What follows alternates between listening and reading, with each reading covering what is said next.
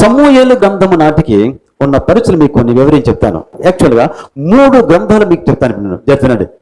Judges, న్యాయాధిపతులు అన్న గ్రంథం అప్పుడు చరిత్రకారులు న్యాయాధిపతుల కాలంలో ఏమని పేరు the time of no king, అసలు రాజే లేడు అన్న కాలం అది. మొదటి సమూయేలు గ్రంథం వచ్చేసరికి the time of man's king, మనిషి దేవుడిని పిండి పిసికి దేవుడా రాజు కావాలి రాజు అంటే ఇష్టం తీసుకుంటే రాజు ఇచ్చాడు. ఎవరిని ఇచ్చాడు? సౌలుని ఇచ్చాడు. 2వ సమూయేలు గ్రంథం నాకు ఇంకో పేరు the time of God's king, దేవుడు అభిషేకించి స్థిరపరిచినటువంటి రాజు ఎవరైనా దావీదు. చూస్తే ప్రియులారా, ఆనాటి కాలంలో రక్షించగల రాజే లేడు, పరిశుద్ధముగా ప్రవర్తించిన ప్రవక్తే లేడు. ఈ టైంకి మొదటి సమూయేలు గ్రంథము 1వ అధ్యాయము కాలమునకు గురించి మాట్లాడుతాను నేను. రక్షించగల రాజే లేడు, పరిశుద్ధమైన ప్రవర్తన బోధించే ప్రవక్తే లేడు, దైవ నాయకత్వం లేదక్కడ, నైతిక యాజకత్వం లేదక్కడ, ప్రాఫిటిక్ వాయిస్ ప్రవక్తల స్వరము లేదక్కడ.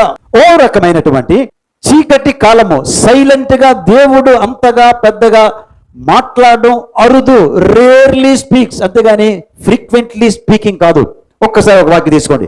మొదటి సమూయేలు గ్రంథము 3వ అధ్యాయము ఒక మాట తీయమని కోరుతున్నాను. మొదటి వాక్యం చదవండి. బాలుడైన సమూయేలు ఏలి ఎదుట యెహోవాకు పరిచర్య చేయుచుండెను. ఆ దినములలో యెహోవా వాక్కు ప్రత్యక్షమగుట అరుదు, ప్రత్యక్షము తరచుగా తటస్థించుట లేదు. బాగా చెప్పాడుగా, ప్రత్యక్షము అరుదు అంటూ చెప్పి వదిలేవచ్చు కదా కొండలు. చూడండి ఎంత తెలివైనటువంటి పరిశుద్ధాత్మక జ్ఞానం వేశాడు. ప్రత్యక్షత అరుదు అంటే అర్థం కాదేమన్నట్టు. మళ్ళీ ఏమన్నాడు?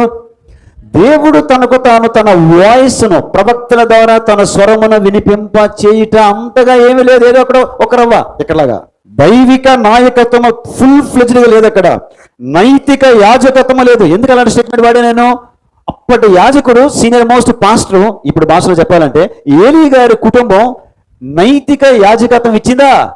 నైతికులు ఏం కూడా లేవు. చరిత్ర అంతా మానవ తప్పిదాల కుప్ప అన్నాడు ఒక చరిత్రకారుడు.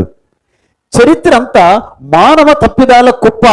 పరిశుద్ధ గ్రంథంలో కొందరు రాజులు, కొందరు ప్రవక్తలు, కొందరు వ్యక్తుల యొక్క కుటుంబాల యొక్క చరిత్ర కూడా తప్పిదాల కుప్ప.